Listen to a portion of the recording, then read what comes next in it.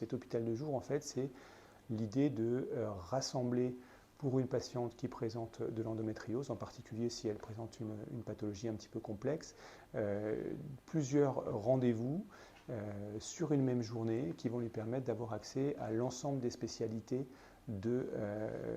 qui sont nécessaires à la prise en charge de sa pathologie, par exemple le gynécologue, chirurgien par exemple que je suis, mais également un gynécologue médical plutôt orienté sur la prise en charge hormonale de la patiente, également d'autres spécialités médicales comme les radiologues pour la réalisation d'une IRM, des gynécologues ou des radiologues pour la réalisation d'échographies dédiées à l'endométriose et éventuellement d'autres chirurgiens, par exemple le chirurgien digestif, un urologue si jamais il y avait besoin de prise en charge sur cet aspect-là, et puis des prises en charge un peu paramédicales avec de la prise en charge psychologique, la prise en charge en kinésithérapie, on a des diététiciens qui participent à l'hôpital de jour, une infirmière de coordination, une secrétaire dédiée, parfois la venue d'une assistante sociale, enfin toutes ces prises en charge qui sont parfois éclatées dans le temps et dans l'espace, qui peuvent être regroupées sur une seule journée.